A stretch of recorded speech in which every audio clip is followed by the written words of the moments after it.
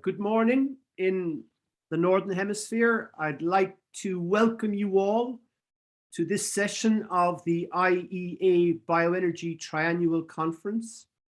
This session is on green gas, state-of-the-art and innovation in green gas, and we have excellent speakers from Germany, Denmark, the Netherlands, Australia, and Ireland. I would ask you during the session to put your questions in the Q&A and not the chat. So I've been asked if the questions go into the Q&A. I'd like to introduce myself briefly. My name is Jerry Murphy. I'm the moderator of this session. And we also have a second moderator, Jan Liebetrau, who's the head of Department of Consulting and Research in RITEC in Germany.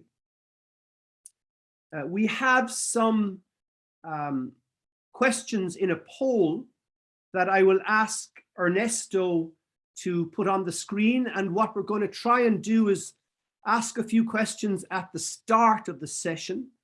And at the end of the session, we may ask the questions again to see have we had any impact.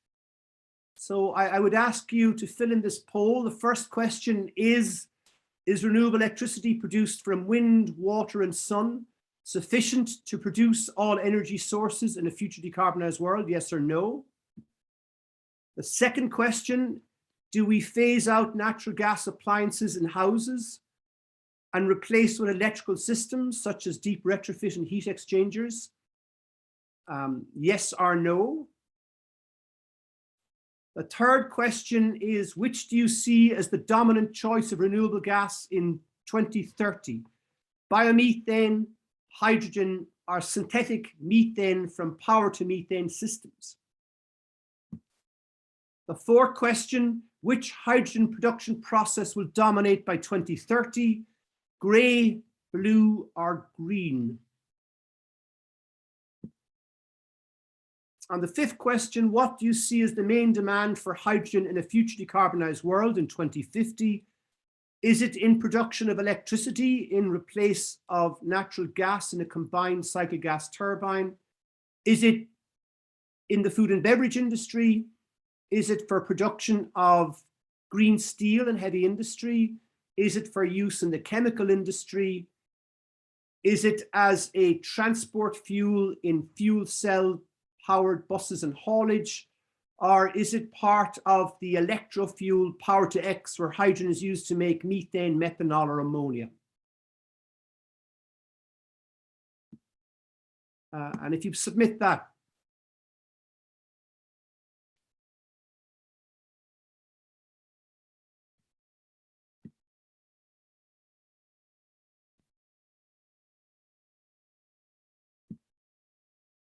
oops.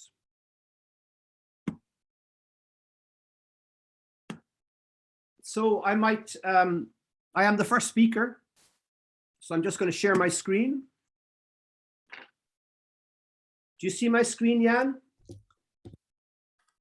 Yes, perfect.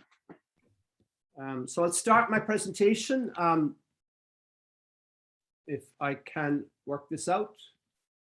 Yeah, my name is Jerry Murphy. I'm the director of the MARI Centre for Energy, Climate and Marine in Ireland. And I'm also the leader of the IEA Bioenergy Biogas task. Within IEA Bioenergy, we have a wonderful website with loads of data. We have case stories, we have technical reports. They're all freely available to download, and I would highly encourage you to use this resource if you are interested in biogas systems. Within MARI, our motivations are in the area of energy, climate, and marine, and we have 250 researchers in this area. And my own particular discipline, we have about 20 researchers, and a lot of the work I'll present is based on the work of my colleagues, Richard Ling, David Wall, Richard O'Shea, and our 15 or 16 other researchers. And this is the menu that we work off. So we see this as our canvas. So we obviously start in the whole area of anaerobic digestion and pre-treatments in production of volatile fatty acids in biogas, in digestate. but we're also looking at renewable electricity and the production of hydrogen and oxygen from electrolyzers.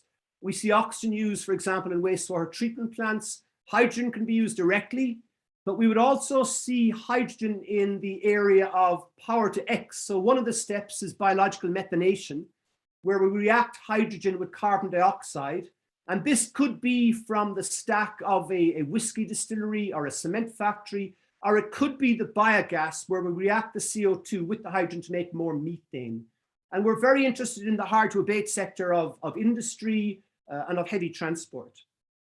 We held a number of hydrogen workshops in Ireland. We had about 120 industry policymakers. One was on hydrogen supply, and the other was on hydrogen demand. And we had an artist who jotted down the outcomes and the discussions. We found it quite interesting. The supply, there's typically 3 areas, but the demand is quite interesting. Where will we use hydrogen in the future? And we hope these talks might illustrate these concepts. We've just produced a report which is available online as of this week. It's entitled Renewable Gas, Discussion on the State of the Industry and its Future in a Decarbonized World. And for example, we talk about the 3 hydrogen colors of gray, blue, and green. And when we're looking at gray hydrogen, we're talking about steam methane reforming. It's a fossil fuel. In 2020, it costs about 5 cents a kilowatt hour.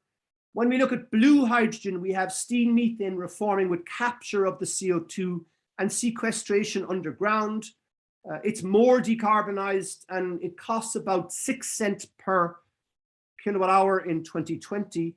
When we talk about green, we're talking about electrolysis of preferably renewable electricity into oxygen and hydrogen. And it could cost up to 18 cents a kilowatt hour in 2020, but it's predicted to drop to about 7 cents a kilowatt hour in 2030. So for full decarbonization, we should be looking at green hydrogen from green electricity as a sustainable resource.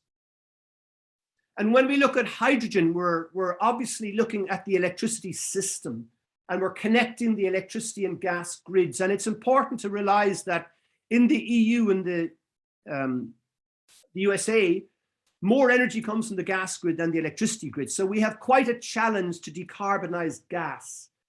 And if we look, for example, at Ireland, of which I'm quite familiar, we've had 40% renewable energy supply, and we are an island. We're not interconnected with our neighbor to a great extent.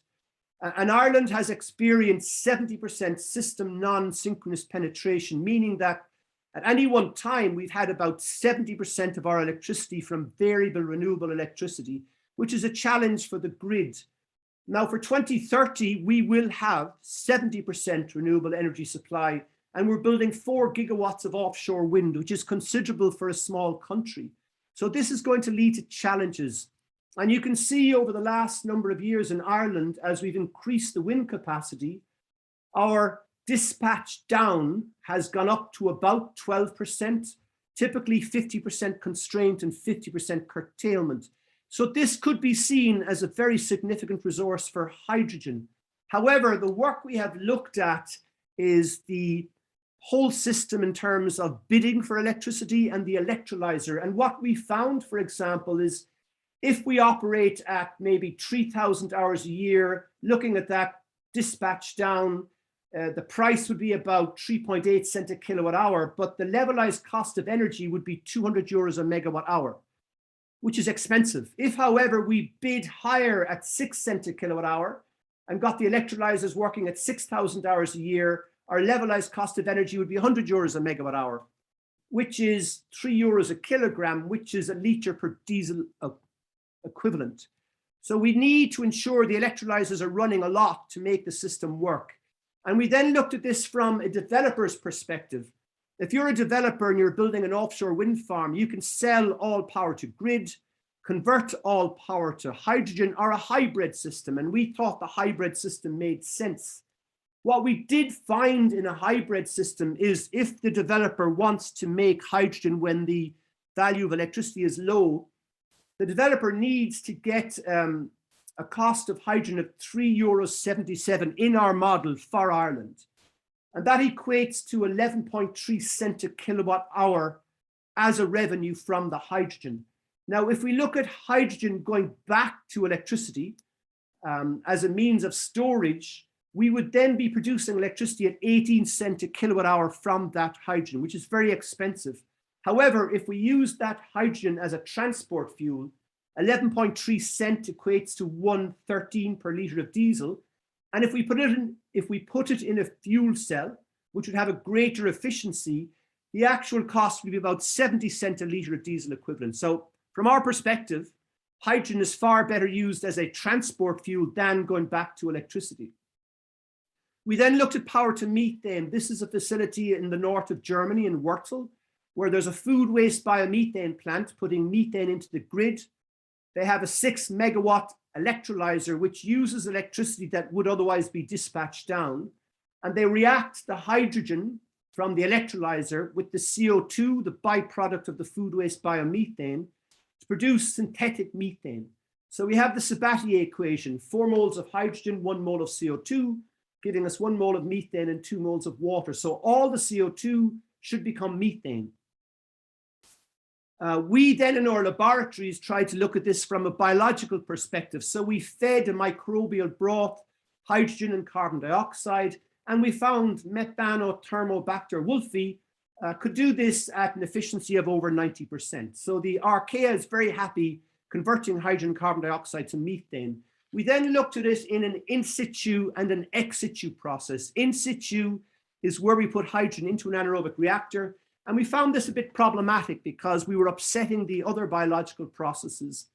In an ex situ system where we create a reactor only to upgrade the biogas, we found that we had efficiencies of over 95%, adding hydrogen and carbon dioxide together with the archaea. When we looked at a continuous system, what we did find is that as we increased the flow, the efficiency decreased.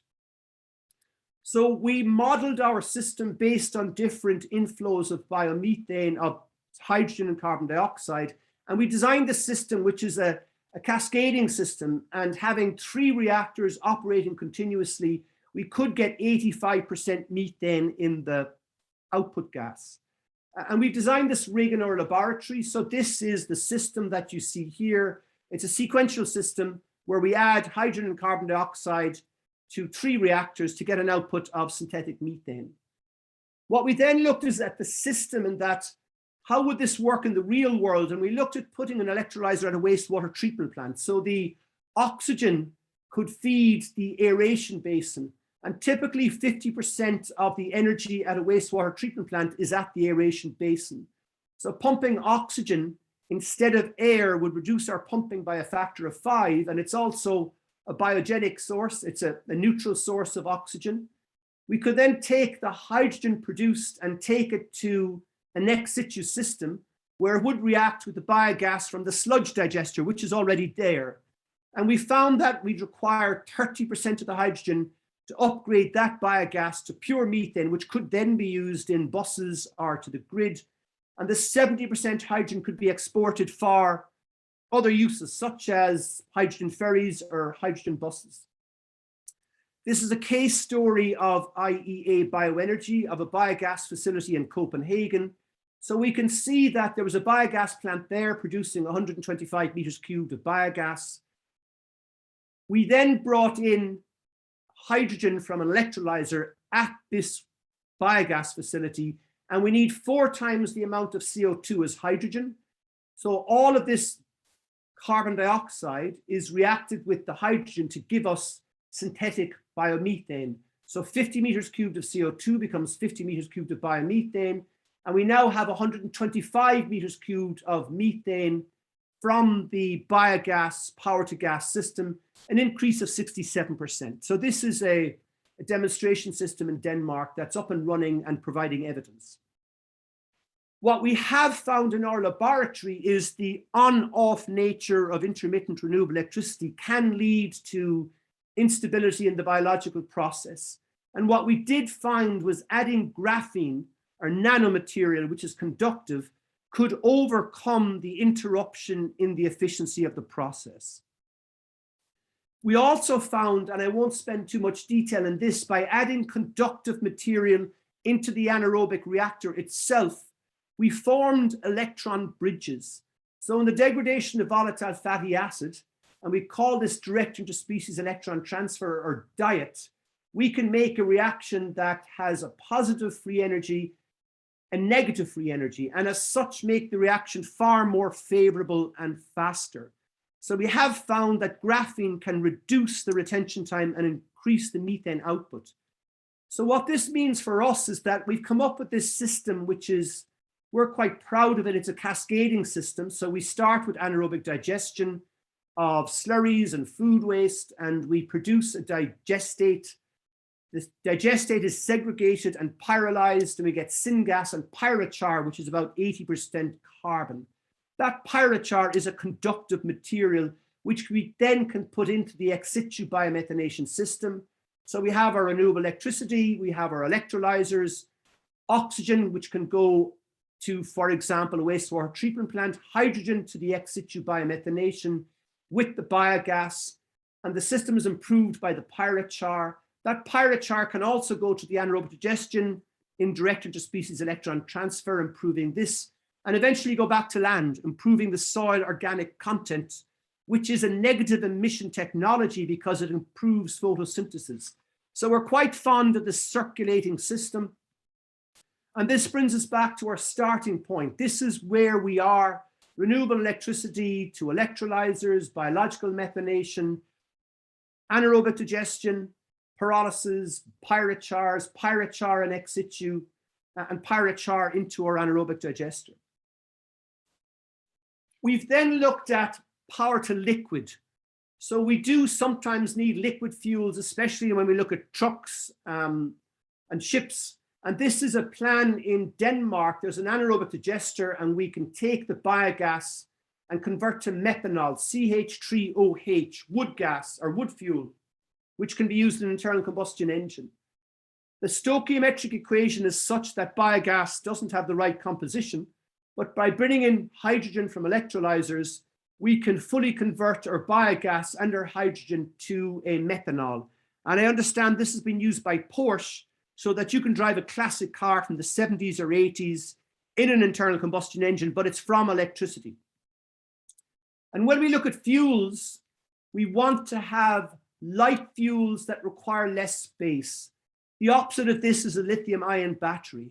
So when we're looking at planes and ships and trucks, the lithium-ion battery is not ideal.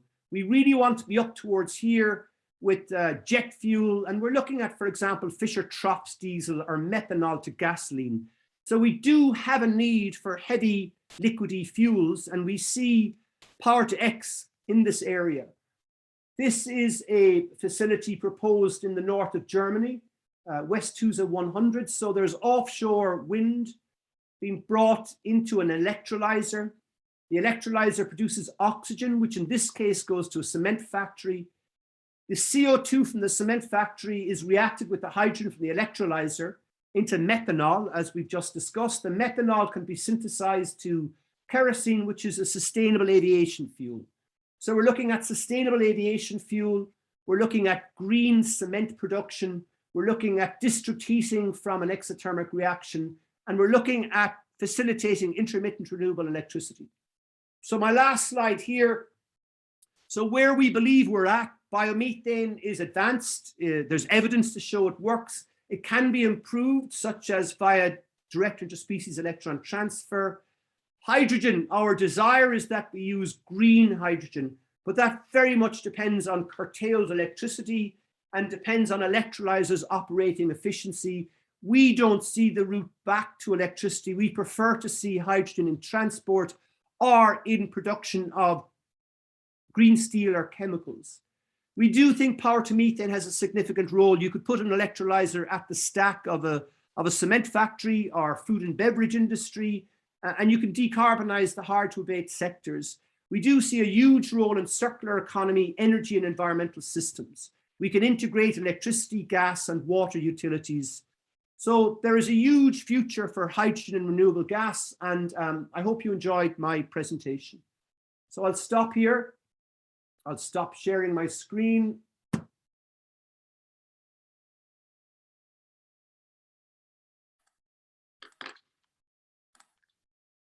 and I will go back to read mode.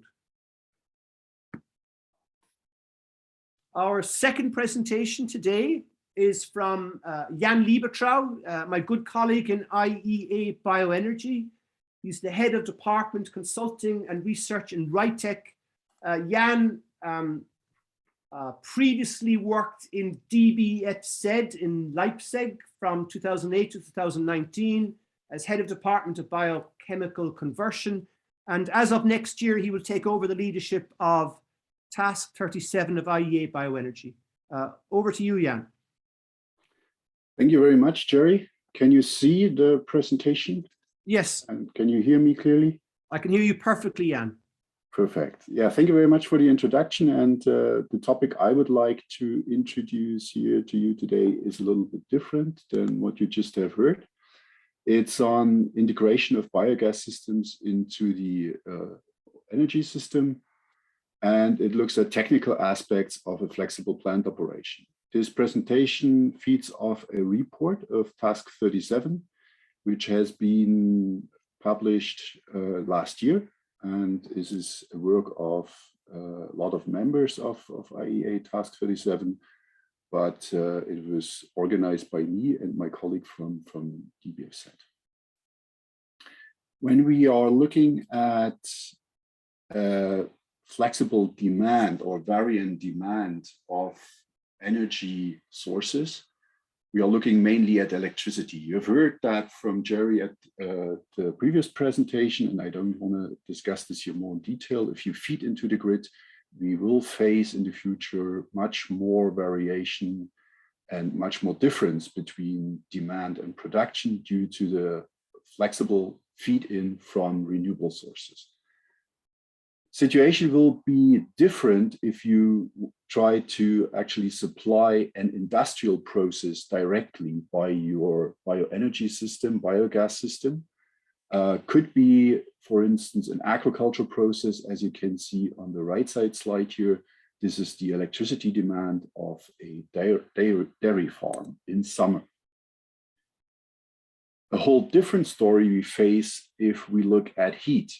Many biogas systems have CHP, so they not only feed electricity to a grid, they also supply heat to a heat sink. And most of the applications we see, they use heating systems for barns or for municipalities. And there we have a very seasonal heat demand, which is not seeing a lot of fluctuations during the day, but during the season.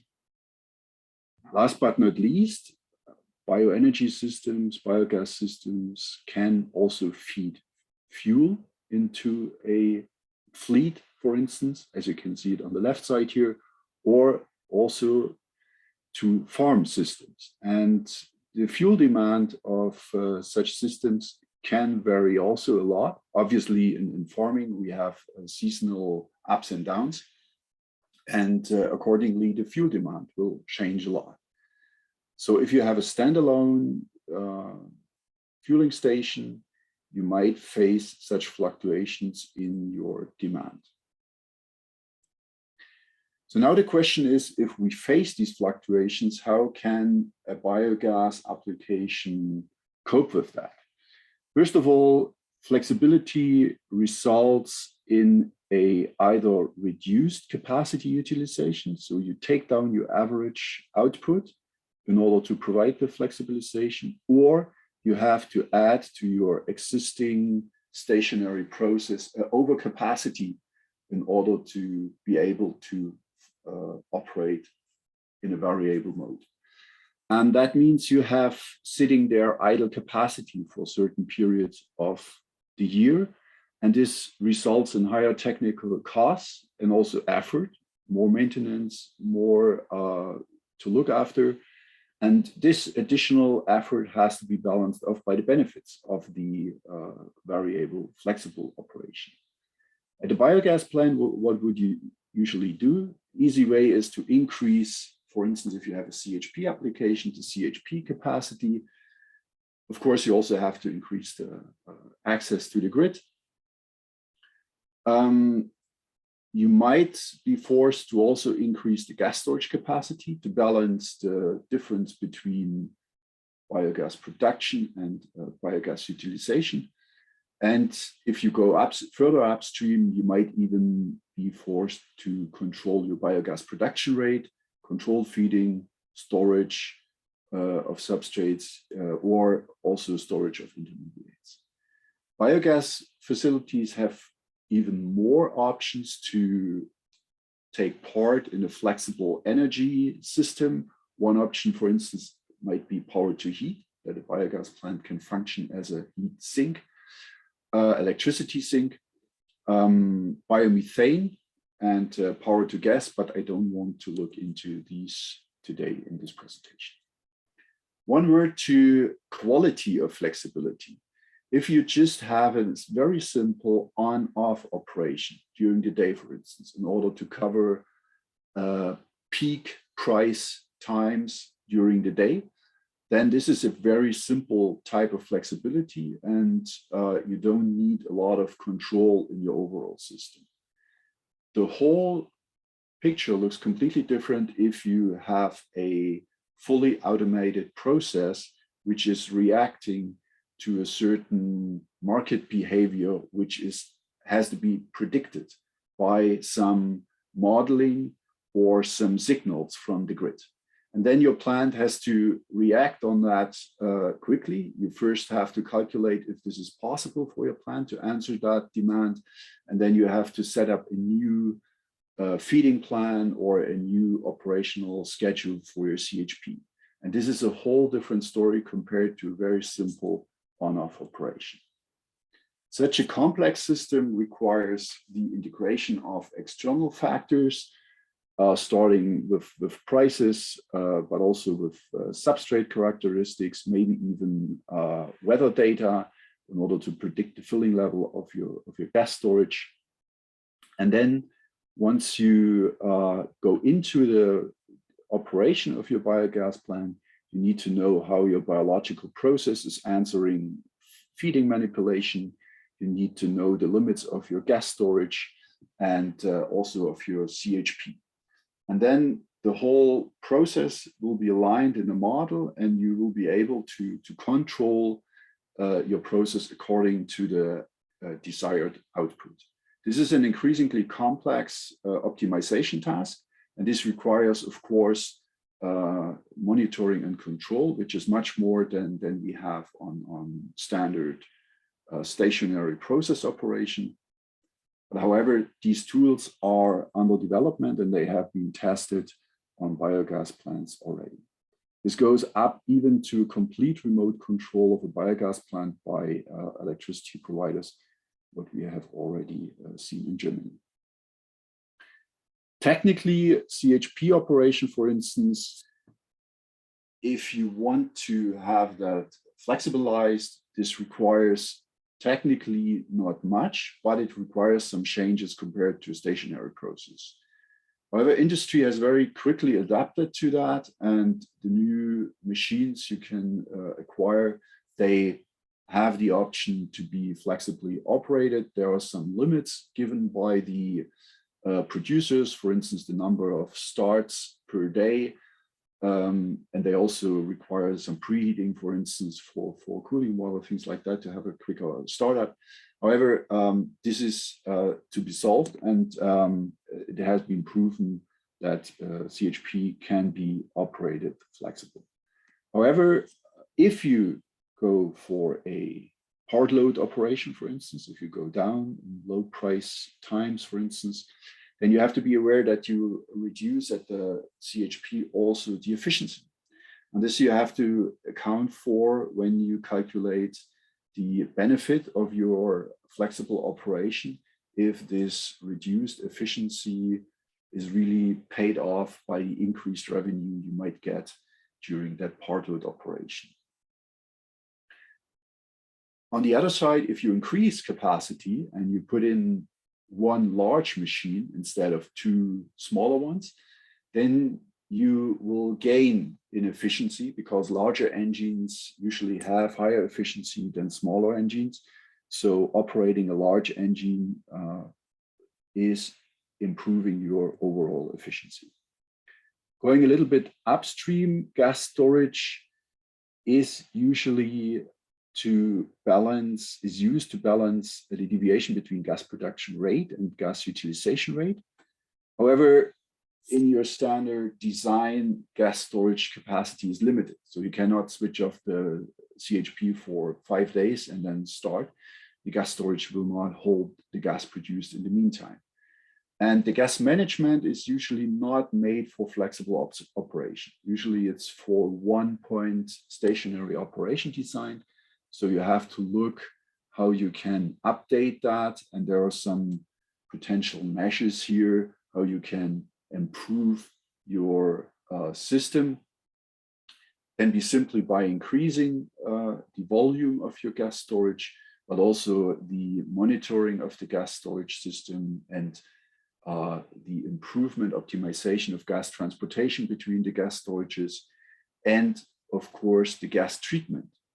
For instance, the water removal from the gas, this all should be adjusted to new mass flows through your system.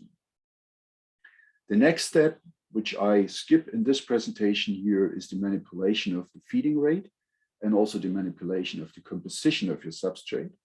This always depends on type of substrate. So if you have a waste-based plant, it's quite difficult to store the waste for a long time to use it 5 days later, for instance. However, there might be some substrates you are able to store. Energy crops, for instance, are very easy to store. They can sit there for a year. And the combination of your substrates and the options to store them and to use them, and also the degradation characteristics, rule an effective way of controlling your gas production rate. Usually this requires a control system which contains the knowledge of your substrate degradation rates, for instance. But this also has been shown that this is possible and is much more easy than literature would make you believe. When it comes to the costs, I already said, overcapacity is required. This has to be paid off. If you look here, this is an example from Germany. Of course, major cost is the additional CHP capacity, but you also have to invest into a gas storage, upgrade of your gas storage system, and also gas pipes, information technology, some planning, things like that. Check in the first place on revenues, contracting conditions for your energy products, and then of course it might be a good idea to think about long-term prognosis of the energy markets.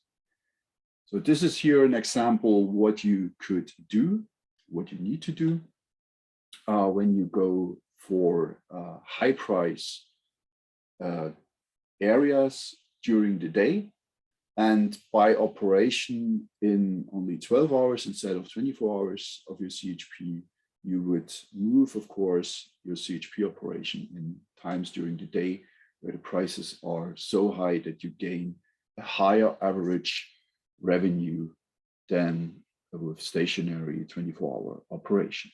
In Germany, expected additional revenues are between 0.5 and 1.5 cents per kilowatt hour, but the situation might change in the future when fluctuation gets higher and higher.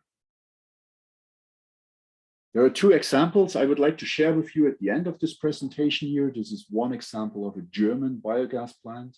It has 5-fold overcapacity. So this is paid by the German subsidies.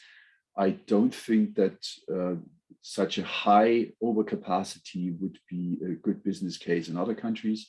However, it's interesting that they also have a very high heat storage, and they operate more or less heat oriented.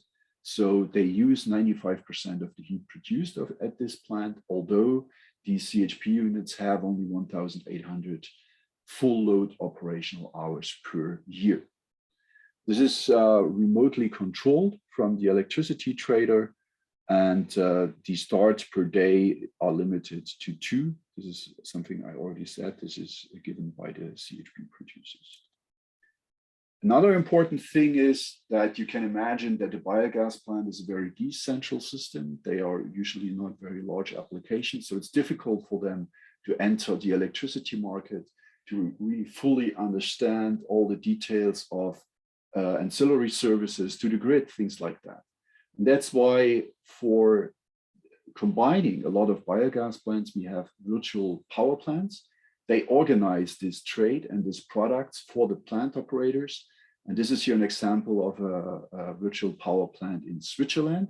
And they combine over 80 biomass, small hydroelectric and photovoltaic plants to bundle those and provide a service to the grid, but also to the market. And this, what you can see here is how this is functioning. All these plants feed into the system. They set out of the grid flexibilization, optimization targets, feed them back to the plant, and then they can manipulate the overall output of these 80 plants. To conclude this presentation, we have a change in the perception of the role of biogas. It has been traditionally seen as a treatment of organic waste, but now we are dealing here with a source of renewable energy, and this has to be part of a new energy system and has to cope with the challenges of this system. And of course, since biogas is a rather expensive energy source, we also need to make most out of the characteristics and the capabilities of biogas. In the near future, the integration of energy reactors will be essential. We will have more PV, we have more wind power, they will have varying operation times, and we have to cope with that in the overall energy system. Biogas operation itself can be controlled extensively, and with this controls comes higher flexibility, and biogas systems can even integrate between electrical and natural gas grids. We also have a lot of more option from biogas. As you all know, we might upgrade this to biomethane. We might introduce power to gas, power to heat. So biogas systems have a lot of options to take part in the future energy system and contribute to the stability of these systems. And if you want to read more, you find information on this technical report from IEA Bioenergy Task 37, as you can see it here. Thanks a lot, and I hand over to Jerry. Thank you very much, Jan, for an excellent presentation. We'll keep our questions to the end. Some of the questions are coming in the Q&A, so I would invite Jan, for example, to answer some questions on his presentations there. And we'll keep some for the end of a good panel discussion. I would like to introduce our next speaker, Berend Vredenhill, Senior Scientist specializing in biomass and circular technologies in TNO, the Netherlands. His presentation is increasing the green gas resource with gasification technologies. Berend holds an MSc in chemical engineering from TUD. In 2006, he started his career in ECN. Berend, are you there? Yes, I'm here. Do you want to share your screen? I am sharing. My video did not Okay. All right. for some reason, So Berend has been working with TNO since 2018, and he leads the IEA Bioenergy Task 33 on gasification of biomass and waste. Over to you, Berend. Thank you, Jerry. Yes, good morning to most people, I guess. I'm leading indeed task 33 on gasification of biomass and waste, and the topic of my presentation is increasing the green gas resource with gasification technologies. And the reason is that, well, the challenge we are facing in producing renewable gases is very large, and biogas is part of the solution, and the other part of the solution is gasification technology. And I would like to give you an overview of what's possible with this technology. So first, a slide explaining a little bit what gasification is, because it's a thermal process where you typically heat up your feedstock to say 700-800 degrees centigrade, which converts the feedstock into gas. And there's two approaches. You can do it directly, direct gasification, where you burn part of your feedstock, either by using air or oxygen and steam. And this produces a flue gas and a product gas combined as one output. And a byproduct is char, because you don't reach 100% conversion. And the flue gas is diluting the product gas. So if you use air, you have a lot of nitrogen in your product gas. If you use oxygen steam, you have additional CO2 in your product gas. And typically you see this being used in CHPs, but there are developments ongoing where it's used for higher end applications. But with indirect gasification, they found a workaround.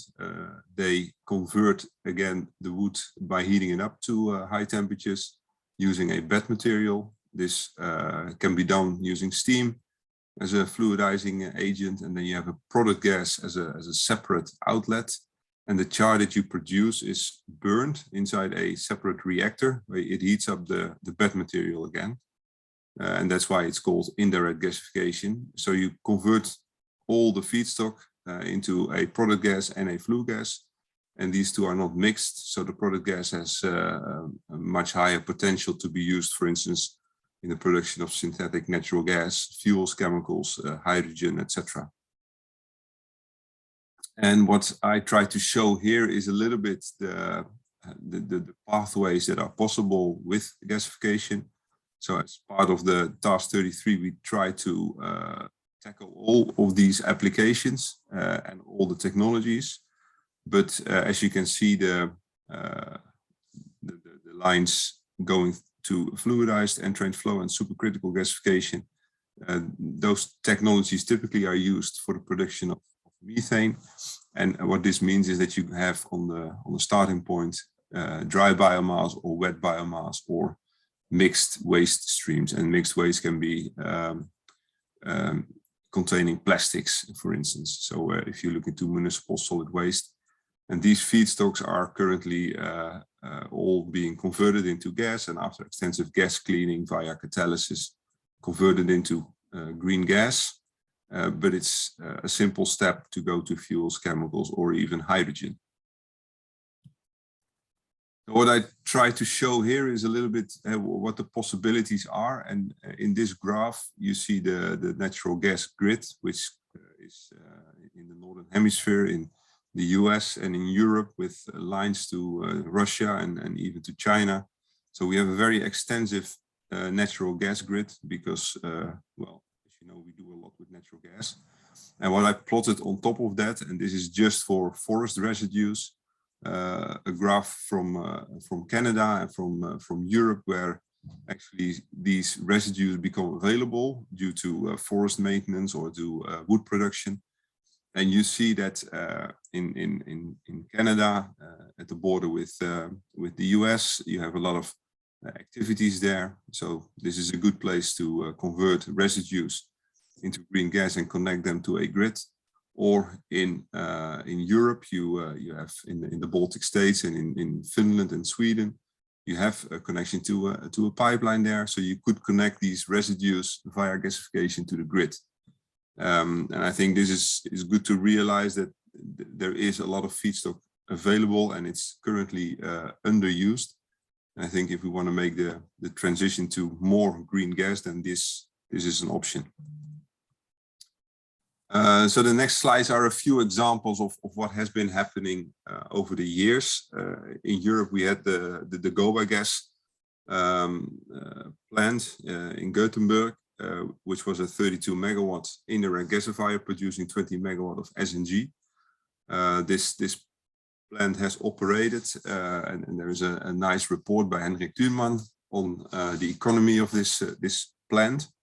But the starting point of this plant was to have a demonstration of 20 megawatt SNG and then scale it up to 200 megawatt SNG. Unfortunately, it was decided not to proceed with this concept, but the gasifier itself ran for 12,000 hours and several thousand hours on gas production into the grid. So it has been demonstrated that technical solution works. And for the plant of 200 megawatts at 8,000 hours operation, you need about 500 kiloton per year of for instance, forest residues, and this would be able to produce 60,000 normal cubic meters of synthetic natural gas or green gas.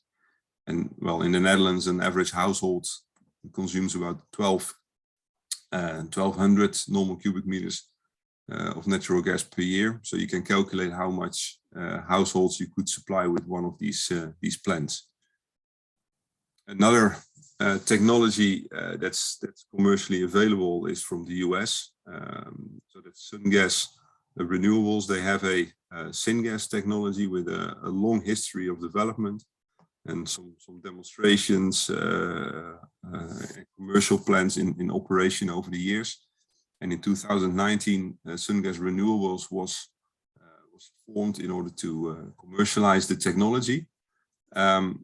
With a good R&D and demonstration history behind it. And this technology is a circulating fluidized bed gasifier operated on oxygen steam with a tar destruction. So that's a high temperature gas cleaning. You destroy tar, you clean it, and then after a scrubber system, you have a clean syngas, which can be used for many applications. Not only green gas, and Syngas has a alliance with Hatch for the supply chain optimization. They have projects on the way for liquid biofuels, for hydrogen, for renewable natural gas. That's the typical name they use in the US. And they have, I think, a good collaboration with Halde Topsoe for the back-end application of making methane out of the gas. And as you can see, you can, with one unit, gasify 1,000 tons per day of biomass. And this can lead to near zero or even negative products if you would store the excess CO2, which is available in this process. So if we then look into the suppliers, I mentioned now Syngas with an oxygen steam fluidized or circulating fluidized bed gasifier. The GMBA Gas Plant was a dual fluidized bed gasifier, so that's an indirectly heated gasifier. There's also Sinova, which is selling a dual fluidized bed gasifier, which is capable of operating biomass and waste. There's Torgas in the Netherlands. They do staged gasification, so they first have a fast pyrolysis step up to 700 degrees based on torrefied biomass to avoid feeding problems, and then the off gas of this fast pyrolysis is converted into syngas using oxygen, and then the syngas can be converted into methane or hydrogen. Repotec is a supplier of this technology. That's the supplier also for the plant in Gothenburg. You have a supercritical water gasification technology developed by SCW Systems. This operates on wet biomasses, so like sludges. You have in the UK ABSL operating on waste with a gasification technology using a plasma.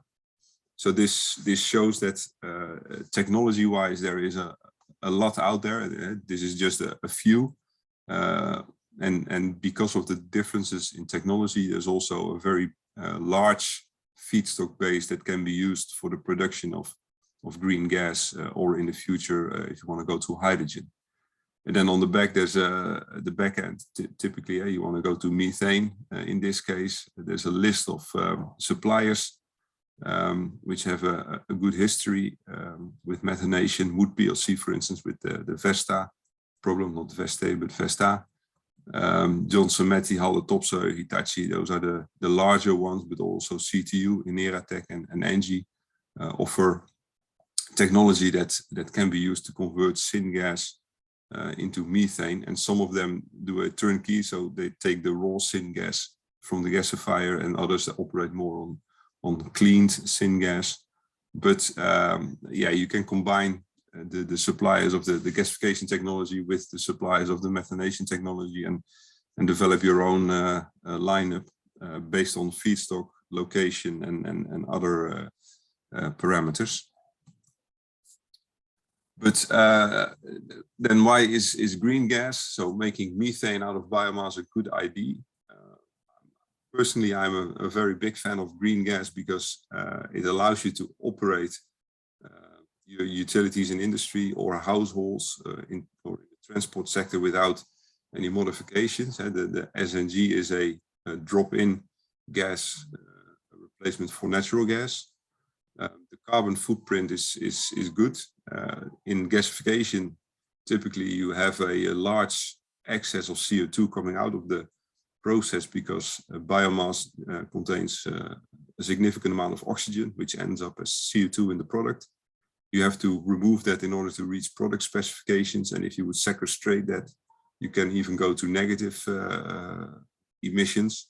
It all depends, of course, on the proper selection of feedstocks. But as I say, all the technologies that I've shown, they operate on residues, on forest residues, agro residues, on sludges, etc. The green gas will produce a large stream of high quality CO2.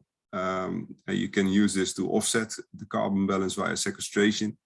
It can also be linked to excess electricity if there's a surplus, and combined with hydrogen, green hydrogen, to produce more product. You can boost your outlet if you have hydrogen available. You can link the green gas to the massive infrastructure that also reduces the shipping of feedstock. You don't have to transport the residues from the Baltic states to Spain in order to convert there into green gas. You can do that in the Baltic states, for instance, and just transport the gas via the grid. And the technology is a stepping stone. So in principle, what you do at the back end is convert CO and hydrogen into methane, but it also allows you to produce methanol, fischer-tropsch, or convert everything into hydrogen. It's in principle, the beginning is the same, only the last steps that you use will change the type of product that you're making. So the conclusions for large-scale green gas production, I think the technology at the moment is mature enough to be implemented on a large scale. There are examples where it has been shown. There are companies that supply this with a guarantee that the technology works, so it's not something that needs to be developed. The resource base for gasification is large. If you can pick your feedstock that you want to gasify and find the right gasification technology for that specific feedstock. There's a good grid connectivity. And I think the benefits of realizing negative emissions via the sequestration options, and it's not only CO2, because some gasification technologies also produce a biochar, which you can sequestrate in the soil. That will become increasingly important, and I think at some point maybe even necessary in order to mitigate the climate effects. The only thing is that the deployment of the technology is behind, and that's for several reasons. I think typically you make from a feedstock which has a certain cost price. You have to make a product which has a low value, because no matter what, you're still competing with natural gas prices. Nonetheless, I think we need industry to start investing, and especially governments to support this. And with that, I conclude my presentation. Thank you very much, Berend. That was a very informative, enjoyable presentation. Thank you. Thank you. Again, you might look at the Q&A. There's a few questions on the logistics of bringing woody material to a station. Yeah. Our next presentation is from Amy Philbrook. Amy works for Future Fuels and Renewables, ATCO Group in Australia. She's actually the manager of their project, and she's the project director of the Clean Energy Innovation Park, which will be Australia's first commercial scale green hydrogen supply chain, including a 10 megawatt electrolyzer capable of producing 4.3 tons of hydrogen per day. Dr. Amy Philbrook is a chemical engineer with a PhD in chemistry and experience in academia, industry, and government. Amy, will I pass over to you? Great, thanks, and thanks for that introduction. I just will apologize in advance if there's any noise. It's kind of dinner time here in Australia. But yeah, very much appreciate the invitation to speak today. I'm actually the Australian representative to Task 44, which is flexible bioenergy and system integration. And the bioenergy program in Australia is led by Bioenergy Australia, the industry group. And so we currently participate in 6 different tasks. One of those is my task, Task 44. And just like the big news in Australia at the moment is that the government has just released the bioenergy roadmap. So very interested in bioenergy, have been working in bioenergy for a long time. But today I'm actually talking about green hydrogen developments in Australia. And these are non-biological processes currently. So yeah, if you can just go to the next slide, please. And the next slide, sorry. So I'm just taking the talk in 2 parts. One is talking about hydrogen in Australia, and the other is kind of talking about ATCO's journey, which is my company, the company that I work for in hydrogen, because it tells a really nice story and it aligns to why there's this massive interest in renewable hydrogen in Australia. So it was kind of around mid-2018 that the first market report was published in Australia. And I think this is around the same time as the whole world became interested in renewable hydrogen. And for Australia, it's different. It's very much focused on the export potential. So currently, Australia is a very big exporter of fossil, so exporter of coal and exporter of gas. And so as we see this energy transition, it's very much thought that Australia can replace those exports, those fossil exports, with renewable hydrogen. And so why is Australia a good place to do this? 1, it's already an energy exporter. 2, it's very windy and it's very, very sunny. And the other thing is that there's a lot of available land. So instead of talking about offshore wind, there's plenty of room in Australia to construct solar and wind farms. So if you could please go to the next slide, please. So hydrogen in Australia has support from all sides of government and has really strong federal support as well as state support. So I'll introduce my company later, but my company primarily has assets in Western Australia. So gas distribution assets in Western Australia, the big green state on the left. So the federal government has a strategy looking at targeting the production of hydrogen under $2 a kilogram, and that's Australian dollars. So well under $2 a kilogram US dollar. And their incentive and investments in Australia is really around grant funding and less so around policy support and mechanisms. They've just released their strategy, and they've estimated that a significant number of jobs and export opportunity exists. And Western Australia has its own strategy, and I believe these slides will be distributed. It's actually quite a good slide that Energetics put together, or a good graphic saying all the different state incentives. So each state has its own kind of incentives, as well as this overall target of under $2 a kilogram by the federal government. So in Western Australia, they have a roadmap. So there's a federal roadmap. Each state has a roadmap with hydrogen.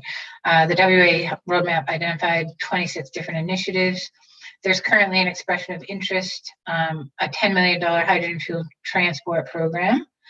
And that's primarily because, as was discussed earlier, that when you're replacing diesel, it's an easier commercial proposition than when you're replacing natural gas. So there is this kind of vision that for the long term, it's going to be the diesel replacements that helps the economics of some of these hydrogen projects in Australia.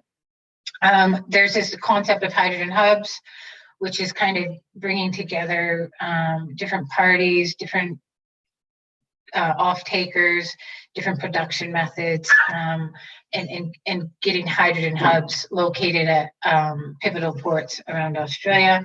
There's a funding round that just closed, run by the federal government, and the WA government put in 2 bids in OKG and Pilbara, which is kind of the middle coast area of Western Australia. So next slide, please. So hydrogen projects in Australia, and I think that we're a long ways away from export, even though that is the vision. So currently there's 6 or 7 electrolyzer projects deployed in Australia, and these are all kind of sub 2 megawatt. And just kind of give a good perspective of where Australia is at. ARENA, which is a federal grant giving agency in Australia, just conducted a competitive 10 megawatt funding round. So through that process, they've funded 3 10 megawatt projects, and $103 million of grant funding was awarded. So that's really a good indication of how uncommercial hydrogen production is. So for 30 megawatts, it's $100 million of grant funding that was required. There's definitely projects under development, larger scale projects, and this is really associated with this hydrogen hub concept. But these are kind of targeting operation by 2025. But as I said, the funding program just closed, and 464 million funding envelope in the federally funded grant program for hydrogen hubs. So the next slide, please. So these are the 3 projects that were successful in the 10 megawatt federally funded round. So there's the Uri project in Western Australia with Anji.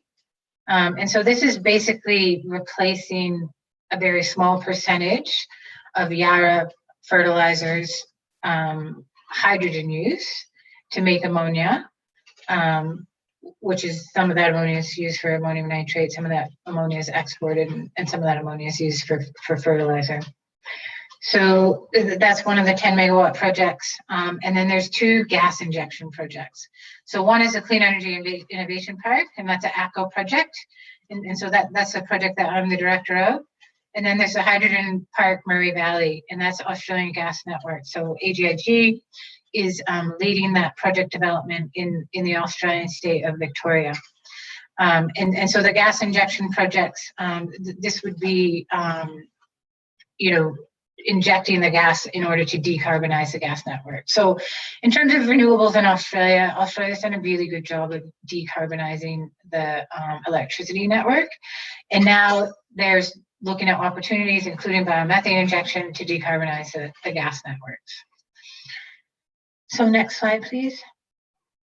Next slide, thank you.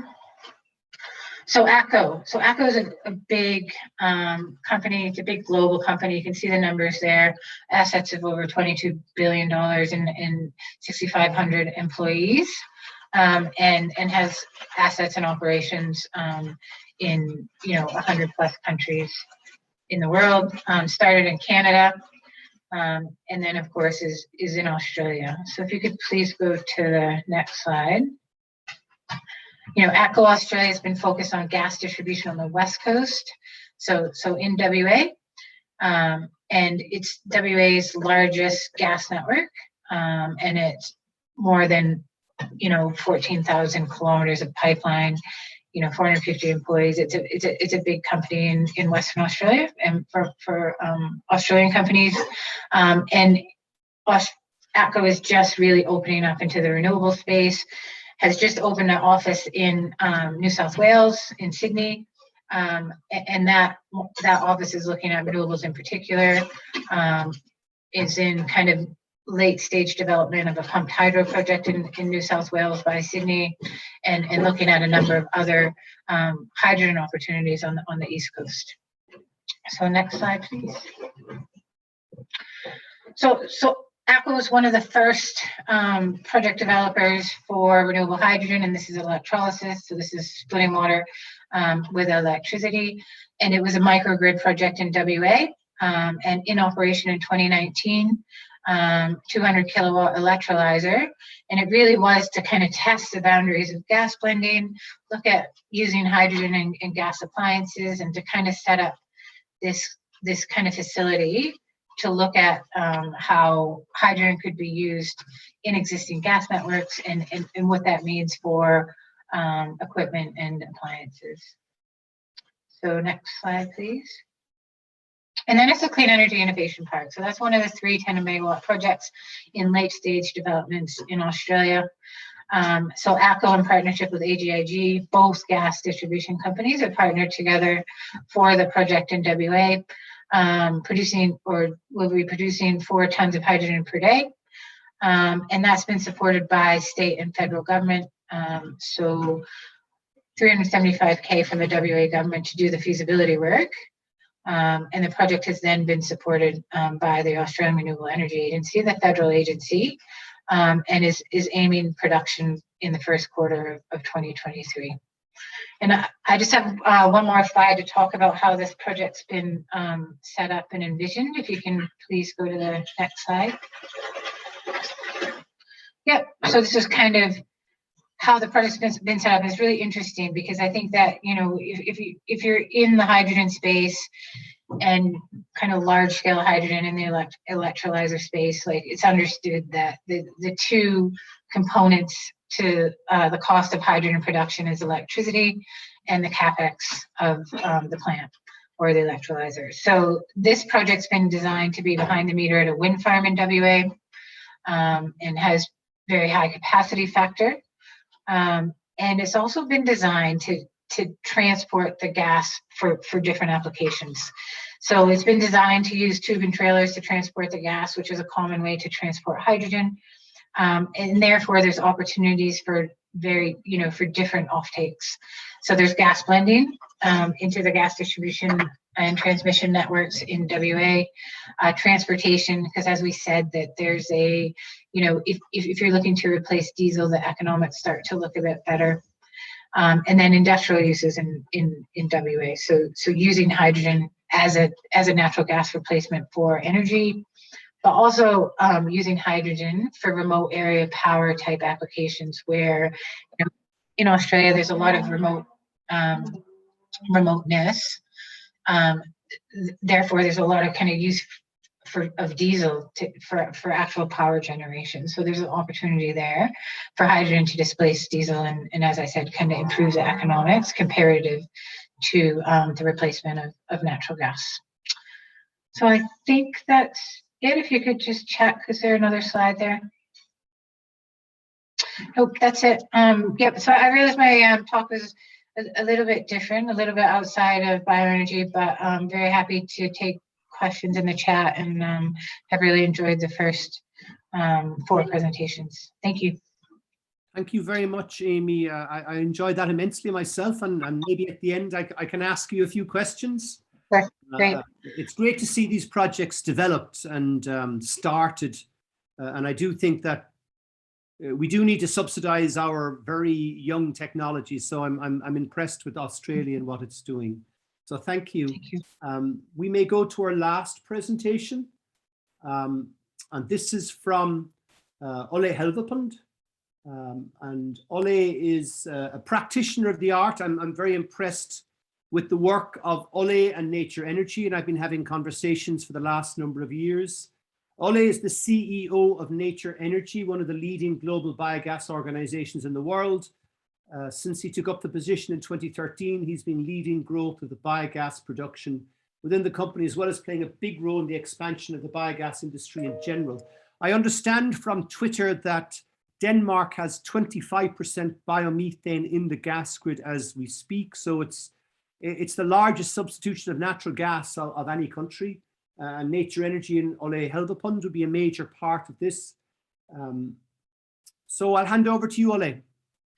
Thank you very much, Jerry, and thank you all for being able to make a presentation here. It's a pleasure for me to be here, and I want to talk a little bit about the practical part of this, as Jerry says, what we have done actually here in Nature Energy and what we aim to do now.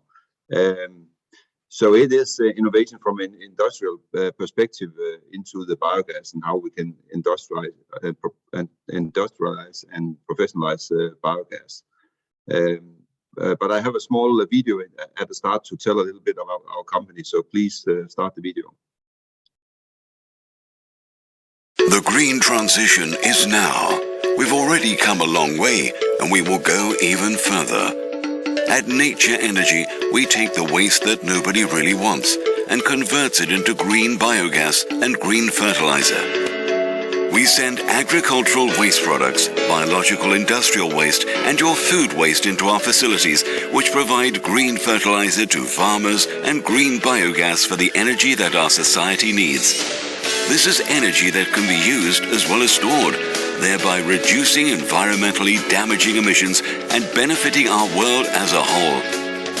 Biogas isn't just used to heat your home, it can also help transition industry from black to green. Add to this the future possibilities relating to jet fuels and the potential transition of the entire transport industry. In fact, you can already ride on buses fueled by biogas from our gas stations. The use of biogas is steaming ahead, and we will accelerate that development domestically as well as internationally and on a massive scale. Our ambition is to play a pivotal and active role in the green transition of the global energy consumption. We've gone from a small biogas plant in Denmark to many large-scale plants. We have our own state-of-the-art laboratory, and we're also operating plants internationally. We're already world-leading, but we need your help. We need to sort and send biological waste through a biogas plant so that together we can create green value from our biological waste. We are Nature Energy, and our solution is pivotal to the green transition. Thank you very much. The green. Yes, thank you. Yes, what we think is important is to build large-scale biogas plants and also to standardize the designs of the biogas plants. So we really find projects all over the countries we're focusing at and try to design the plants similar from one to another. And in the same place, we also try to organize it in a way where it was too early to go back to the And then we also try to professionalize the way we organize things so that the development can be scalable, and that's the reason why we have taken to centralize some of the function from the biogas plant in the central office, where we have engineers, biologicals and biochemists working with this, so we learn more and more from what is happening on different biogas plants, and of course make benchmarking from plant to plant. And it's very important because biogas and treating biological waste, that's not trivial. It's quite complicated because it's biologies. We see, for instance, just as an example, that each of our biogas plants have different DNA profiles. So it's actually like individuals that we have on the biogas plant. So we need to learn a lot about how you treat the biology here. And by doing this and doing the similar plants, we expect to have the same development on biogas as we've seen in the wind industry, where we have cut the cost very much on plant for plant, and also to be able to apply all new technology on a lot of different plants, so we can industrialize and cut the cost for implementing new technologies. Next slide, please. A good example is one of our biggest plants, Nature Energy Korsko, which produce 36 million cubic meters of gas per year. We treat about 1 million tons of feedstock, and this a special thing about this plant is also that we make carbon capture we capture about 9 tons of carbon every year, where we put it in tanks and use it for the food industry in Denmark. So it's to Coca-Cola quality, the CO2. So when you come to Denmark and drink a beer or a Coke, it is about it is probably bubbles from our biogas plants in Korsbro. It counts for about 25% of the CO2 used in food industry, what the CO2 we capture here. Next slide, please. So what we've been doing is we have built a base in Denmark. We have today 11 plants in Denmark in operation, built from that. The model we have with similar projects, similar plants. We have 2 more on the production. They will be commissioned next year, and even more projects in Denmark as well today. So what we are about to do now is that we have this good foundation in Denmark. We will go to other countries, and when we have looked at different areas of the world, we see that Europe could count for 2,000 of these big-scale biogas plants, as the one you saw as Korsbro. And if you click once again, I think we'll get 2,000 in the US and Canada. So that'll be the same amount of a big-scale biogas plant we built there. And one more click, there's 7,000 in Asia. That is almost linear with the number of people in each of these regions. So it's a waste from people that we treat in the biogas plant. So we have to collect all the biological waste from these from people eating, because it generates waste both at the household, but also on the way when the food is produced. There's a lot of biological waste. And of course, when the ingredients to food on the fields will be produced, there will also be waste streams there. We are very careful to use waste and not use energy crops. We think it's wrong to use energy crops. We should take care of the waste in society. Next slide, please. So we are already expanding to other countries now. We are going to the first countries in Europe. We address that is the Netherlands, where we have 4 projects in pipeline, in France 4 as well, and we also have projects in North America, which will be in Canada and in the US, where we also have a living pipeline. We expect to have 3 ground breaks in France next year and 3 ground breaks in the US. So we'll just continue to build as we have done in Denmark, and we started in Denmark in 2015. So it's around two plants a year we built there, and we plan to continue in the new countries with a bigger pace. So that's the way we scale this up. Yes, next slide, please. But I think what is most important is this here, that the biogas is circular economy when it's best. We take the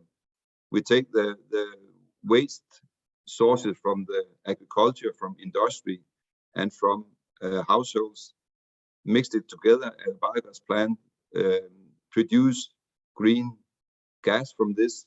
We bring back green fertilizers to the fields. So it is, and then we can produce the new food and feed for next year. So it is a perfect circular way to utilize the nutrients. And when we go to the gas side, we have the methane stream. We also have the green CO2 stream, which could be utilized, and we heard that from Jerry's presentation earlier.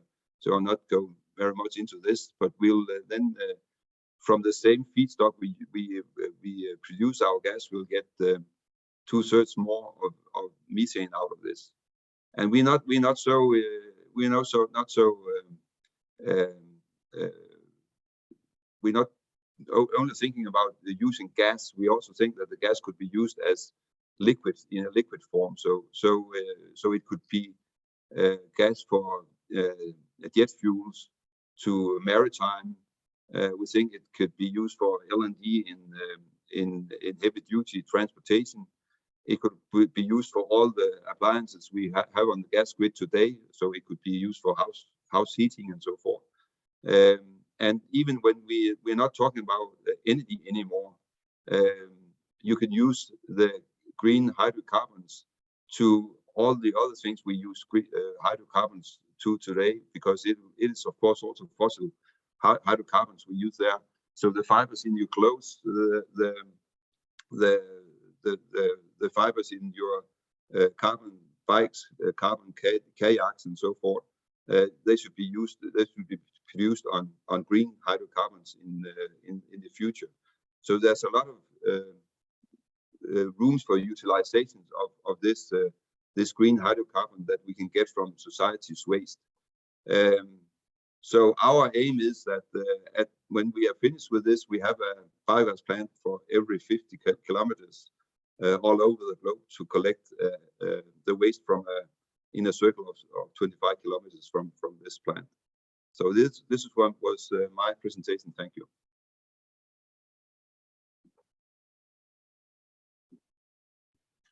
Thank you very much, Ole. It's great to see the application at an industrial scale, and I do feel the experience of Denmark and Nature Energy shows the advanced nature of biomethane and how the other technologies feed into this area. What I propose to do at this stage, if people are happy, is that we might go back again to that poll and just answer those questions again, and hope that that might seed some discussion. And we'll also look at some of the questions that have been raised. There's a lot of questions in Q&A. So Ernesto, could I ask you to put up that poll again, and afterwards the results of the poll? Should I show the second one? Please.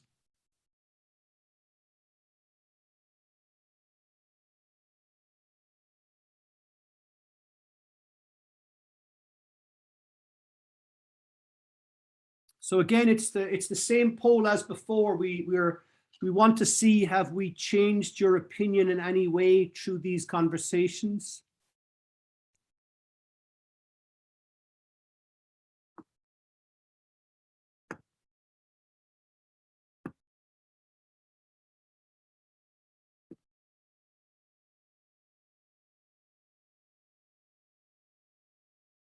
Now, we are aware that the poll for some may be seen as quite simplistic. I do think these questions are important. I know, for example, in Ireland at the moment, we have a concern over blackouts because we are an island and we have a lot of our electricity coming from wind. And there is conversations about employing new combined cycle gas turbines to provide dispatchable energy, and in a future scenario that those combined cycle gas turbines could be powered by green gas, be it hydrogen or biomethane. So it may not seem sensible to use hydrogen in a combined cycle gas turbine, but sometimes there are problems that are solved by systems which may not seem ideal. So some questions might seem unusual, but I think it should seed a certain discussion. And Ernesto, when the polls are complete, could you put up some of the answers?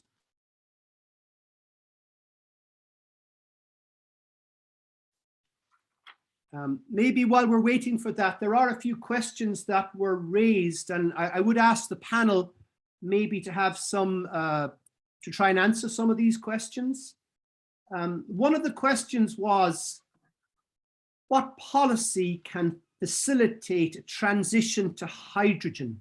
And are there lessons from EVs? So how do we go about from not having a hydrogen industry to having a hydrogen industry? And I know Amy has spoken about the capital grants in Australia, but on a worldwide scale, what do we do to start hydrogen as an industry and lead it towards commerciality?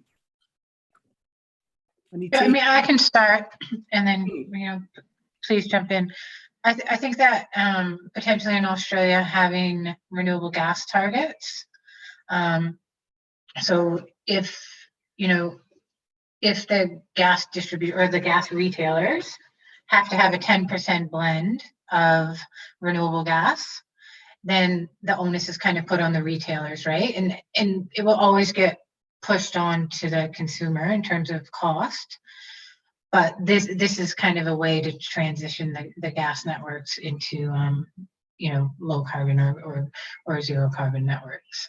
So I mean that's one idea. Like there's a ton of different policy mechanisms. I think speaking from an Australian perspective, that's definitely one that will help, because the cost of producing hydrogen is so much more than natural gas in Australia that kind of creates a pathway to that. The other way is developing this green gas trading platform, which I think is more common in Europe. So there's currently one project in Australia that's injecting biomethane, and then there's a green retailer that will sell that gas to an end user to premium. And currently the end users in Australia are really kind of multinationals that have committed to net zero. And so that's another way to kind of help hydrogen along the supply chain. Put premiums on green fertilizer. That's definitely, Australia, the current use of hydrogen in Australia is in ammonia manufacturing for fertilizers and explosives. And if you don't want to kind of pass that premium on to the fertilizer component, then that's another way to improve the economics of hydrogen. Anton Fellinger says here that in Japan, the hydrogen economy is established. And I suppose that leads to, where will we use hydrogen? And I think it's an important question. I mean, in Japan, they have a hydrogen economy. Is it green hydrogen? Is it gray hydrogen? Is it blue hydrogen? Do they use it in transport? Do they use it in steel production? Do they use it in fertilizer production? So I suppose the question I would ask again of the panel is, like, where will hydrogen demand be first? I mean, where do we see the demand for hydrogen coming from that absolutely has to have it now? And maybe in 30 years' time, what will the demand for hydrogen be? I mean, how broad will the use of hydrogen be? So in Japan, they have a hydrogen economy, but I presume not all trucks are running on hydrogen. I presume that hydrogen isn't in houses. So how big will the hydrogen economy be? And will it be everywhere? I mean, Amy, you mentioned in houses. For example, I had to bring hydrogen into my lab and I spent about 300,000 on health and safety, on alarms, on risk assessments. I can't imagine every house spending 300,000 on a risk assessment, but our health and safety officer thinks it's absolute lunacy to have hydrogen in a lab. Like, how would you have hydrogen in a house? So someone turns on their hob, they have a few drinks, they fall asleep, and you have hydrogen in the house. I mean, how does hydrogen work in a house? Yeah, I mean, it's a good point. And I think we're a long ways off, definitely in Australia for hydrogen houses. It's true, Japan is a lot closer, and definitely Japan is a targeted market for a lot of the hydrogen production at this kind of export scale. In terms of like use, if you do go to 100% hydrogen economy, then your electricity is coming from hydrogen fuel cells, or your transport's coming from hydrogen fuel cells, and those systems and processes are relatively safe. And you can kind of imagine that you have a big hydrogen fuel cell that will kind of power a whole community. It's not necessarily house by house. I do understand that Japan is looking at very small hydrogen fuel cell systems for housing. I don't know a lot about it, but yeah, I mean, I think the message I was trying to get in my presentation is that we're talking about hydrogen economies, but we're only at kind of the 10 megawatt scale in Australia, and we need to get to hundreds of gigawatts to have an impact in terms of trading energy internationally. So yeah. And Ole, if I may ask you a few questions that were raised. One is on fertilizer and the quality of the fertilizer and the quality assurance and the knowledge of its ability. Can you comment a little bit on the digestate acting as a fertilizer? Yeah, yes, a little bit. Well, it's a normal digestate that we get out of a biogas plant, so there's nothing new in that. But of course, the digestate is a fertilizer that the farmers, they really want to fertilize their fields with this, and the fertilizer here from the biogas plant is better than the fertilizer they would have in their raw manure, because the nutrients, they are more available for the plants when it's been through the biogas plant. So our fertilizers is high quality fertilizers for the farmers. And I do very much like the whole cycle integrated system. What I was very impressed with was the production of CO2. I know in the UK there were shortages of CO2 for a period of time, which led to the inability to slaughter animals. And the plant you mentioned, it produces 9,200 tons of CO2 for Coca-Cola, for beers. A question I would have is that you don't use energy crops, so your substrates are waste material. Is there any reluctance that the CO2 in Coca-Cola is coming from cattle manure, for example? Is that of issue in any way, or is it not discussed? I've never seen Coca-Cola marketed that the bubbles is from cow manure, but no, it's not been marketed in that way. It's not been marketed as green CO2 or anything like this.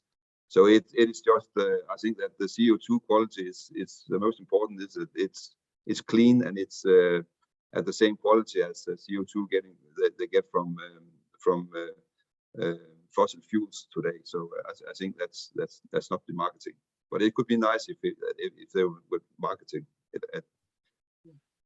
A question I have for you, Ole, is that you are a developer of very large scale facilities, and you do see the role of, for example, hydrogen in ex situ biomethanation. Could you comment on, when do you see ex situ biomethanation becoming feasible? Because some of the questions that were raised is it economically viable to go power to methane?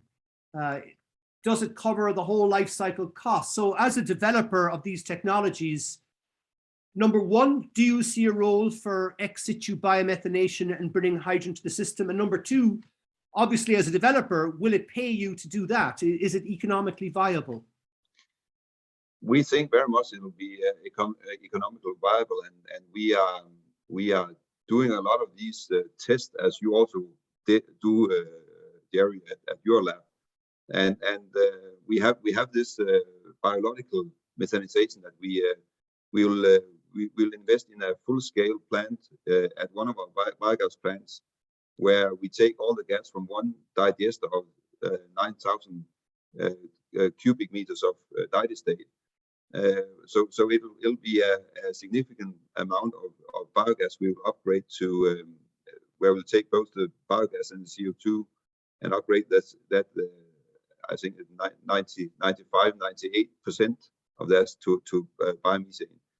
And we talked to some of the hydrogen producers, and they think that the biogas plant is a very, very good combination for hydrogen to the hydrogen production, because when they have a big scale hydrogen production facility, they need to run the facility with a large part of stability, so the base load should be covered.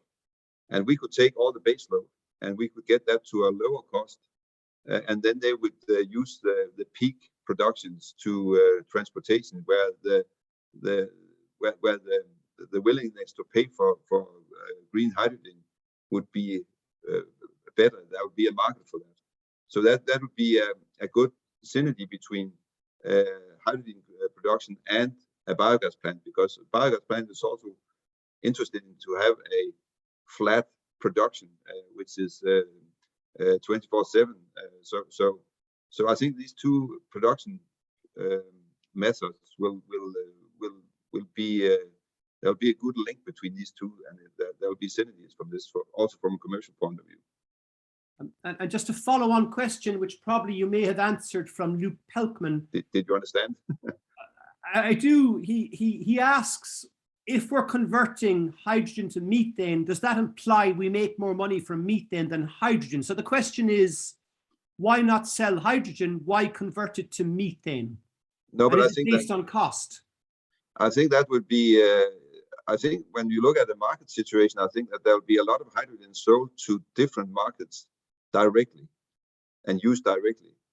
But I think that there will also be a lot of demand for green hydrocarbons.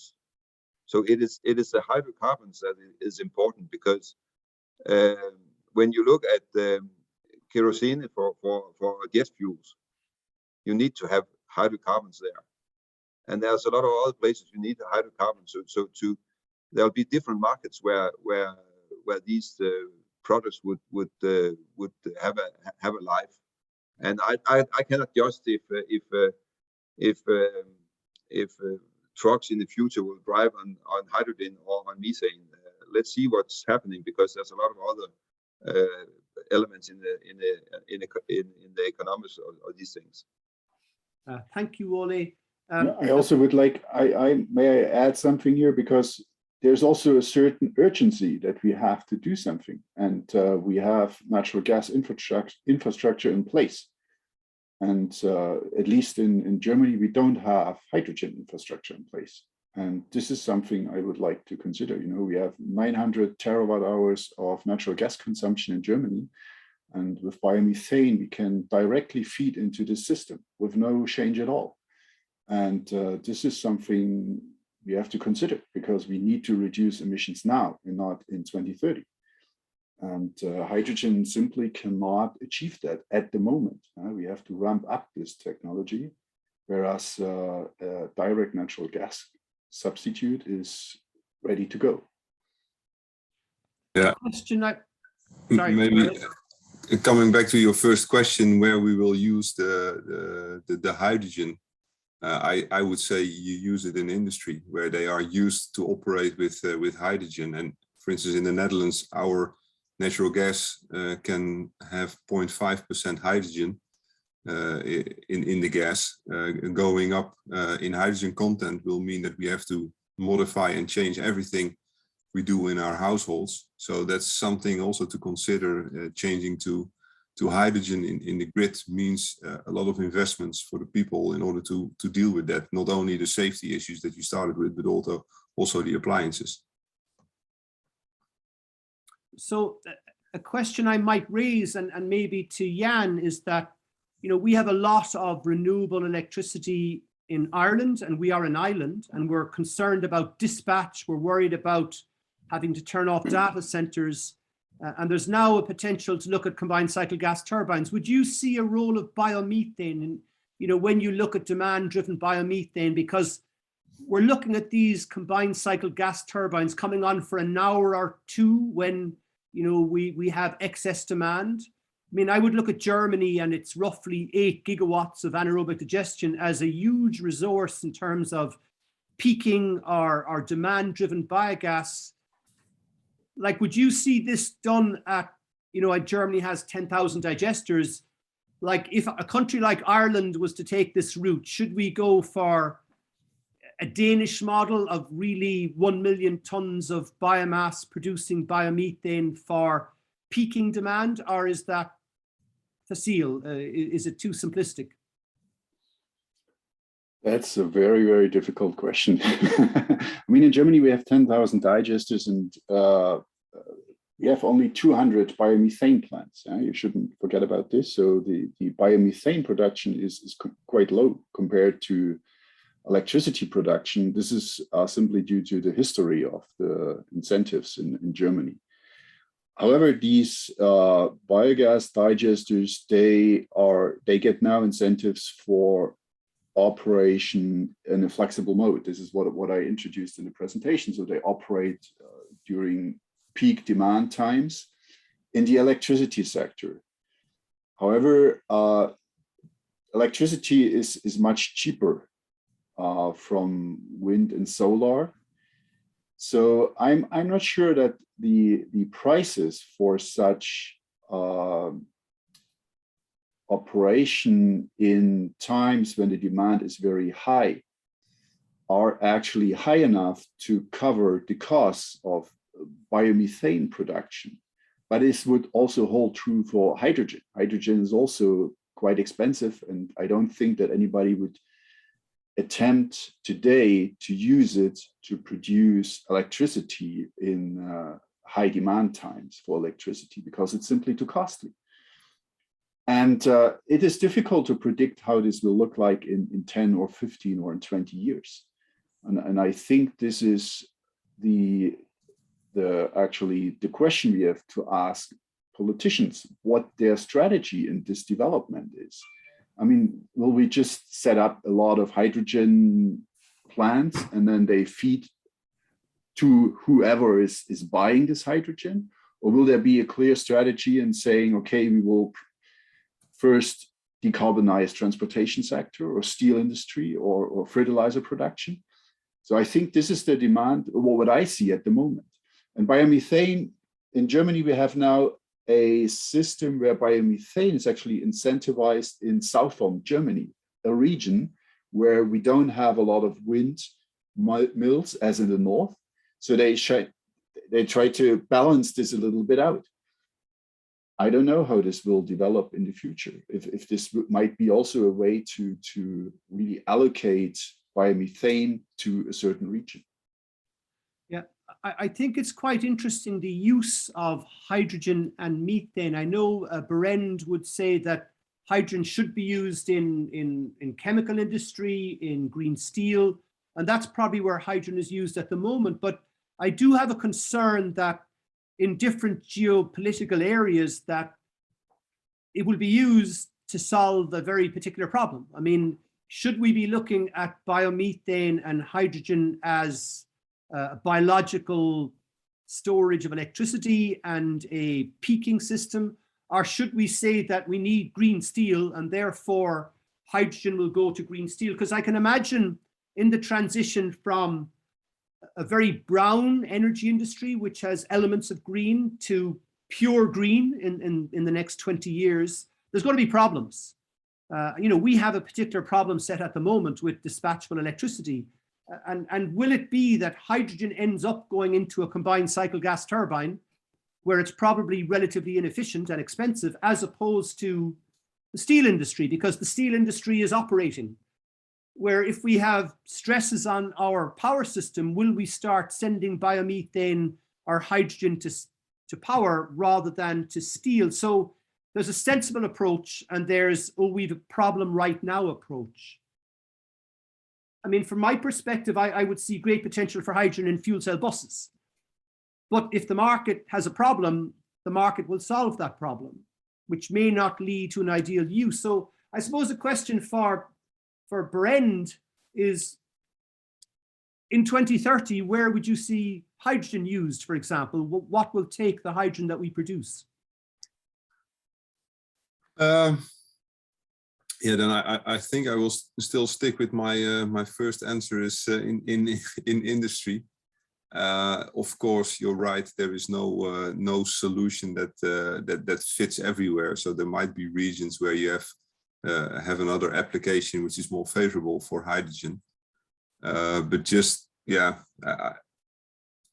if you look into the developments, for instance, what's going on in Sweden in trying to make green steel, meaning that everything will be based on hydrogen there, converting, I think, 3 steel mills into hydrogen operated steel mills. That's a gigantic use of hydrogen. They need to, I think 40% more electricity is needed than they are using today in Sweden in order to fill that gap. So with a guaranteed offtake, it's also much easier to develop projects to produce hydrogen. And if you are only trying to solve problems that occur 30% of the year, then it's very difficult to develop technology that fits that. If your plant is operating 4,000 hours a year, that's economically not favorable. So. Thank you, Bernd. I might ask for the results of our survey to be displayed. Is that possible, Ernesto? Yes. I see that Ola has raised his hand. So Ola, have you a contribution, Ola? Yeah, that was just to comment to what Bernd's saying here. I think we should be a bit cautious about guessing on where to use the different things, because I think that one thing is important to realize, that also what Jan said before, that we need something to be done now, and the things we can get done now is that we can take care of our waste, our biological waste, and convert that to renewable energy. That's something we can do today, that we know the technology, we can do it. So we should do that. The other thing that's also clear is that we'll be undersupplied with green electricity. So we should also invest a lot in both wind turbines and solar. So I don't think that we should care so much about the usage in the future, because we have a much bigger task is to produce. So we have to produce a lot of biogas plants, and we have to produce a lot of wind turbines and solar. So I don't think they're competing. I think they're complementing each other. And a question for you, Ole, in that, I'm an academic, so it's academic, but you are a businessman and you spend money making these developments. I mean, what guidance do you need, or what would allow you to say, okay, I'm going to make hydrogen now? Like, there'd have to be a demand market. So I presume in Denmark, or if you're operating in the States, you would find the market first. You're not going to build a facility without knowing where you're selling. No. And like, from your perspective, like, where would you see the demand for hydrogen coming from? What would allow you to say, I'm going to spend 100 million on a hydrogen production facility? You would look at the market of a steel industry, or would you look at the market of the energy, or would you just look at the market? I'm just looking at the market because there's a lot of different segments that would be willing to pay. And when we look at the market just today, the most pay willingness market is the transportation, and that's mainly because that both the petrol and diesel are heavily taxed. So the pay willingness from the customers is at a level that make it viable to use both hydrogen and biomethane to substitute diesel and petrol. So I think the most important thing is that the states say that they don't take away the taxes on the diesel and petrol, and I don't think that's very likely that it will.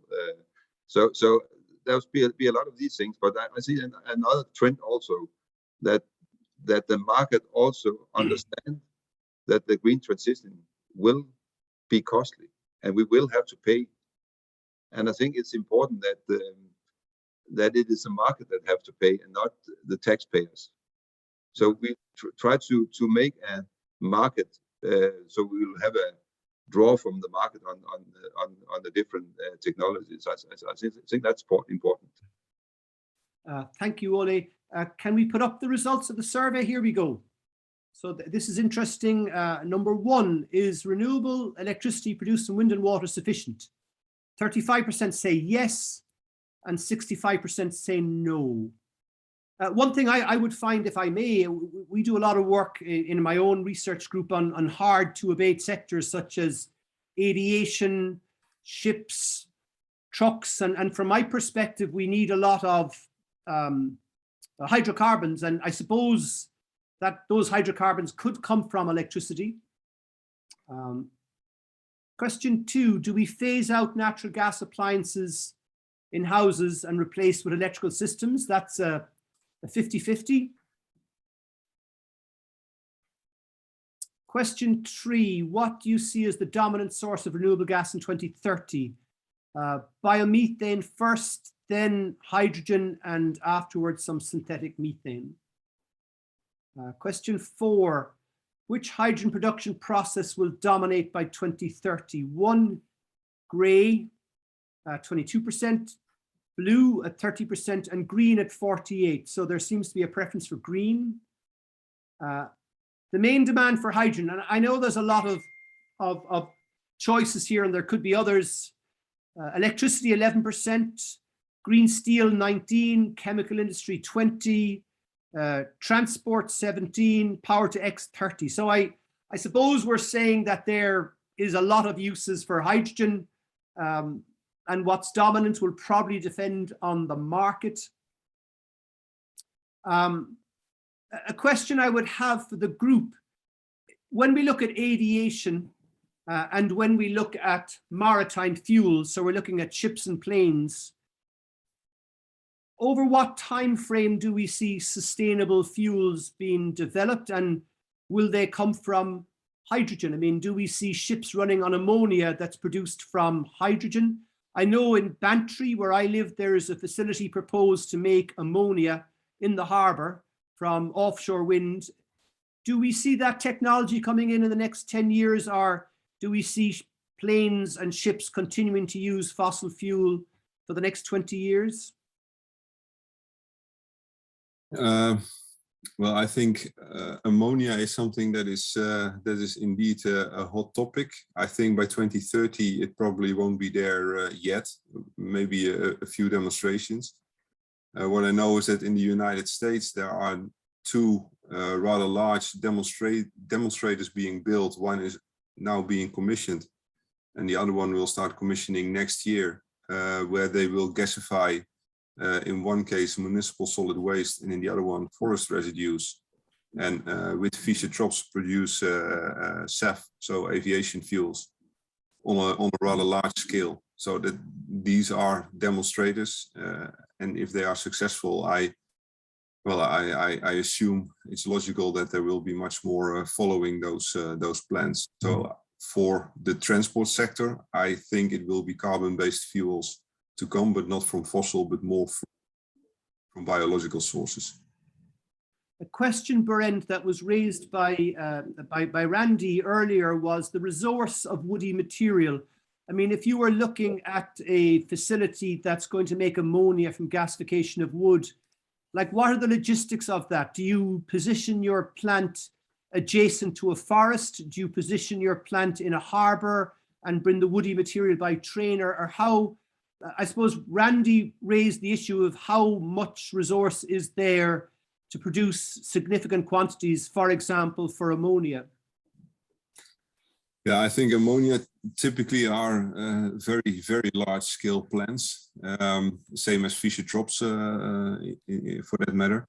What you see with biomass, typically you can source within a radius, I believe, of 100 kilometers. A plant of 200 megawatt thermal input. So that's about 40 kilotons per hour, and about 300,000 kilotons per year, or 300,000 tons per year. So it's reasonable, I would say. You will never reach the scale of fossil fuels, looking to ammonia, looking to Fischer-Tropsch, looking in those directions. So you have to think of smaller plants. But there are developments ongoing where people are going to try to use gasification for ammonia production, which is an interesting topic. But I would say a low TRL level, maybe even lower than hydrogen itself. Maybe a question for Amy. Amy, Australia is looking to export renewable energy. Like, how would you see the hydrogen, for example, exported to Japan? Would you see that exported as ammonia, or would you export it as hydrogen? Yeah, so that is the question of the day, actually. So I think that, and that the answer to that question has changed. And it's kind of as you kind of learn more about the costs of producing hydrogen, but also it's not even just the compression, it's the cooling of hydrogen and transport of hydrogen, and then letting that hydrogen heat up is recently been costed to be quite expensive. So there's a number of different ways you can transport hydrogen, and it does feel like over the last 2 years, like kind of the story has changed about what is best and what isn't best. There's definitely people that are aligned to ammonia, and this is because it has existing infrastructure to support the trade of ammonia internationally. And also what's happened is now countries like Japan are saying, well, you know, if we get ammonia, we don't necessarily have to convert it back to hydrogen. You can just use the ammonia as the fuel itself and kind of capture the NOx as a secondary process. So in summary, people are looking at methyl cyclohexane, people are looking at ammonia, people are looking at methanol with a carbon capture element, and people are looking at methane. And there's the two big gas distribution companies in Japan are actually focused on methane. And so this is carbon capture, hydrogen produced from electrolysis, the methanation reaction that we heard about in the first presentation. And this is really because it's so costly to change out shipping infrastructure, you know, all the gas infrastructure that these companies have invested, you know, billions of dollars in terms of assets. So I think that, like, just kind of listening to this really interesting conversation, I very much agree with the panel members, is that I think it's just too early to make a call on some of these things. I think that, you know, to put it in perspective, no one was really talking about hydrogen 7 years ago. And so I think it's really difficult to predict what it's going to look like in 10 years, and definitely have to invest in solar and wind. And, you know, if you're going to start to store electricity, it doesn't necessarily mean it has to be hydrogen or biomethane. You know, it can be battery.